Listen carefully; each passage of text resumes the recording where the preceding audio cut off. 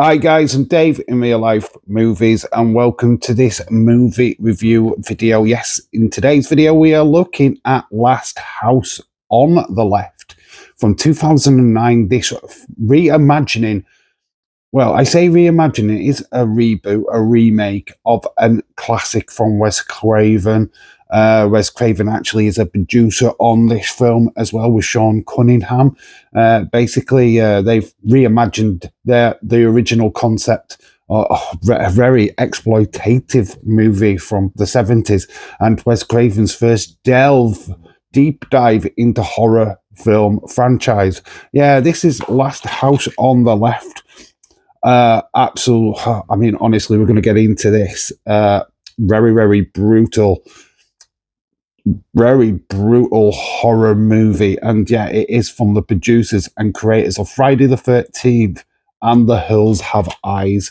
I mean, yeah, just look at that image right there. Yeah, this is about two teenage girls. They re-meet up as a family. The Collingwood family go to like their lakeside home for the holidays. The daughter, which is Mary Collingwood, played by Sarah Paxton. She's an Olympian. She's training. She's a really good swimmer, and we get that in like the opening segment of this movie of her like training. And yeah, this is just a great little spot for her to just be free and reunite with her friend. The opening bit of this movie, though, started a little bit different to the original movie. We actually see the main guy, Krug Stello, being kind of freed as he is in police custody. He has been taken to a prison facility, and he gets freed right at the very beginning, which is quite a brutal start to the movie, by the way. And yeah, really sets up that kind of really very brutal tone to this movie. Very dark movie, I've got to admit.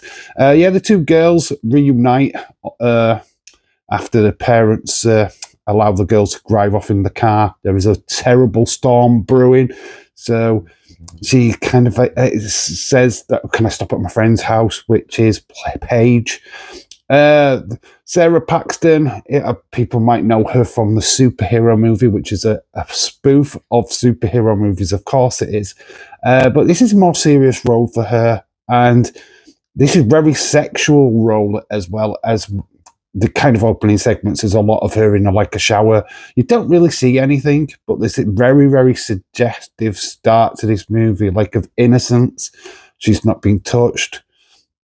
That kind of feel kind of invited into this really very uneasy, unsettling atmosphere of this movie, and it builds throughout.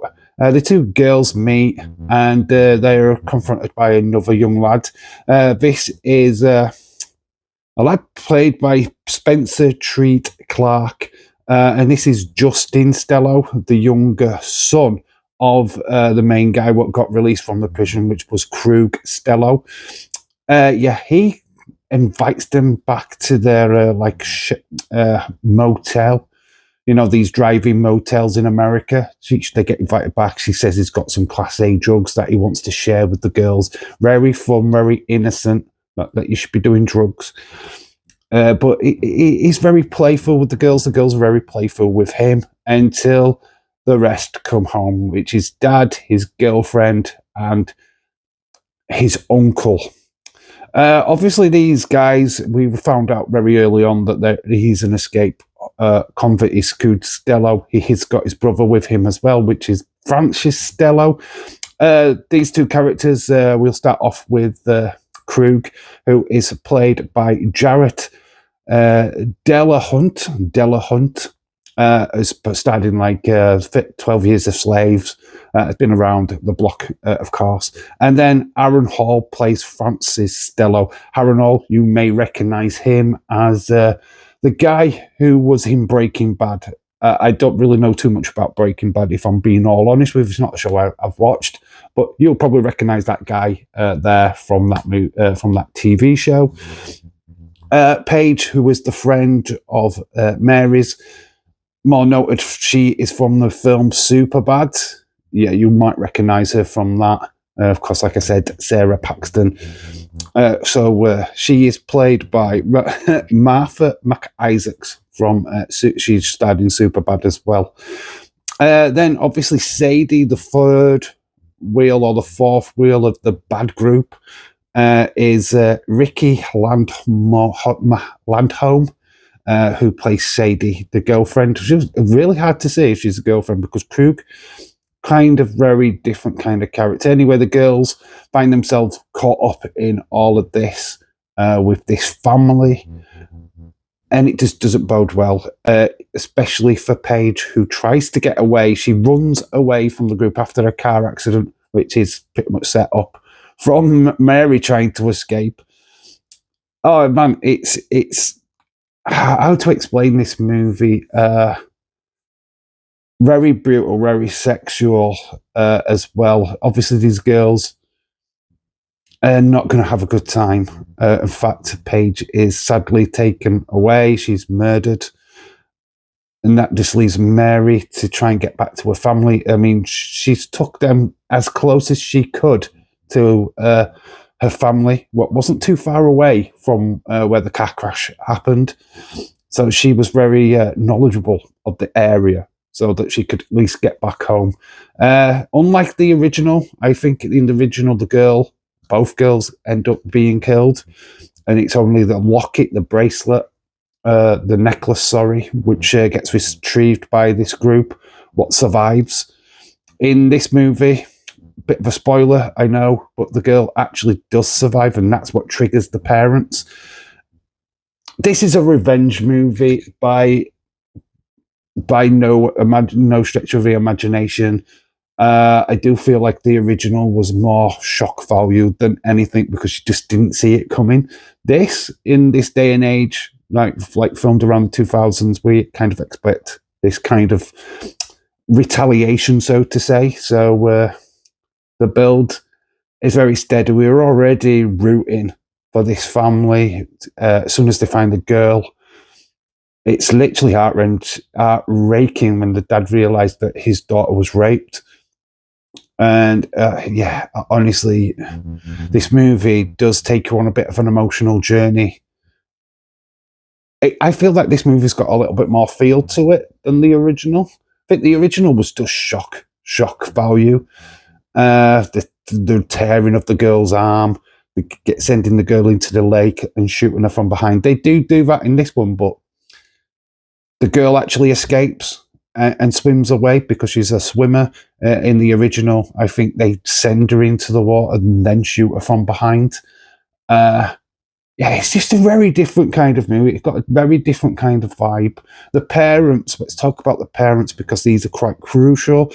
The dad, John Collingwood, Dr. John Collingwood, very important that I say that because he has a very pivotal role in this movie.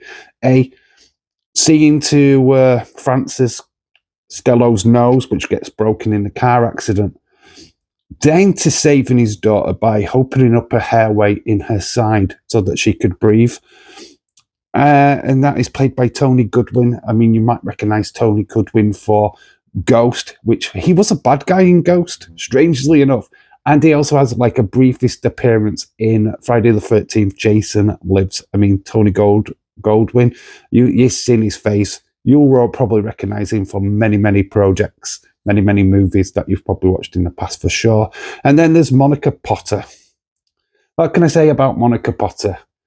One of the first females that I saw when I was younger in a film called Con Air, Nicolas Cage's woman.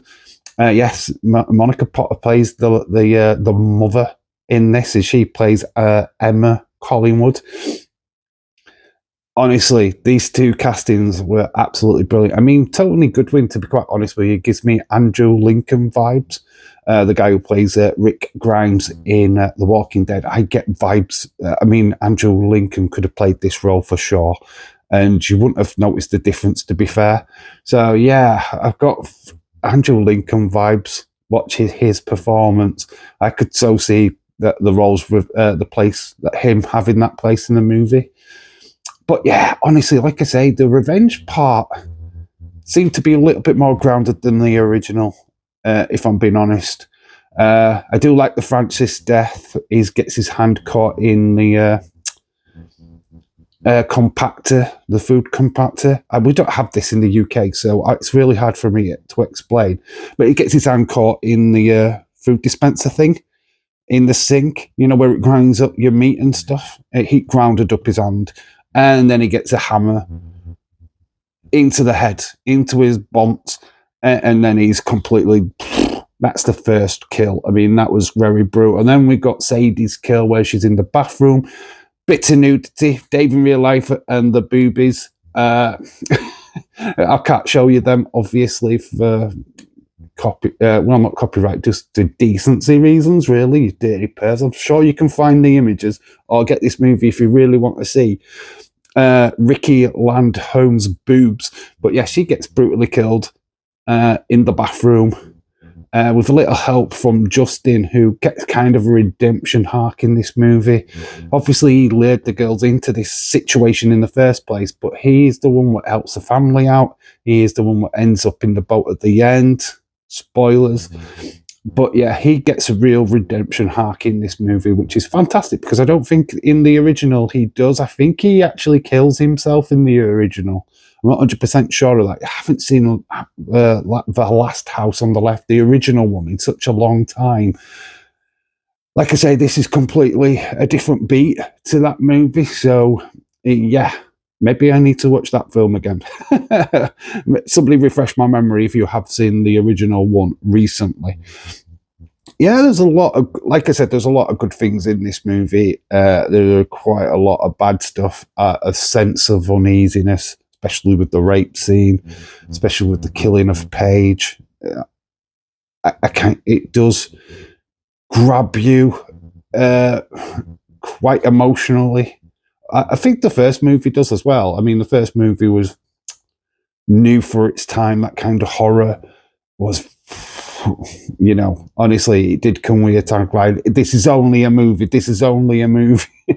This one doesn't quite come with that. You kind of see where the CGI and the less practical effects come in. The fact that it is from the wheelhouse of Wes Craven and Sean Connery, it really makes this a better remake than most.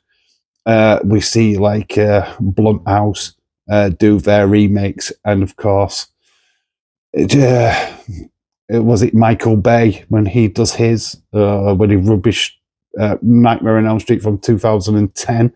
I mean, this is better movie than that for 100%. But yeah, honestly, how do I rate this movie? How do I rate this one to the original? I think it's better. I think the shock value is with the first film, and honestly, go and watch the original one, which is here. Go watch that for sure. But I would definitely check out this one as a good horror remake. Yes, it's pretty much beat for beat the original, but I think this is watchable. I mean, it's very uneasy. It's not probably something that I would stick on a regular basis, because it's very, very brutal, and its message, especially the rape scene, is quite harrowing. It's not sexy, by the way. It is very, like, you're cringing watching this film in some of the parts. The ending, I'm not going to blow away the ending. I'm not going to tell you what happens to Krug. Something to do with a microwave. If you know Angela flipping, what is it? Angela Lawson. I think it's Angelica. Something like that. Nigella. That's it, Nigella. She calls it a microwave. Well, Krug meets the microwave. Or microwave in English. Anyway, that is my review. I'm going to give it a steady 3 clackers. The clackers or popcorn. I mean, let me know how we should rate these. To be honest, I'm going to 3 popcorns. 3 popcorns. That's what we're going to do. 3 popcorns. It's a good little movie. I am torn between the original and this one. Go and check it out yourself and let me know what you think of this movie. If you haven't seen it, I do urge you to go and see it, or to get it on DVD. Don't pass it off just because it's a remake. It's a very well done remake. I still think you should see the original and this one. You watch them both together and make your own opinion of which one's better, for sure. But I kind of like this. Wes Craven. I mean, the director is Dennis Hilandis. A very have to really know too much about this guy, to be honest. But yeah, this is a very good remake of a really classic movie. A movie what was banned for such a long, long time. Obviously getting re-emerged recently over the last 15 years. But yeah, honestly, The Last House on the Left is definitely a film that I urge you to check out, whether it is the original or the remake. Go watch both. Let me know what you think of these movies in the comment section below. Or have you seen these movies and you could already made your judgment? Please let me know what you think of the two films. Do they compare? Which one is the best? Let me know in the comment section below. But anyway, this is my review of the movie The Last House on the Left, the 2009 remake. Let me know in the comment section below what you think of this movie. I've been Dave in real life. You guys have been awesome. And I'll catch you in the next one. That is a wrap.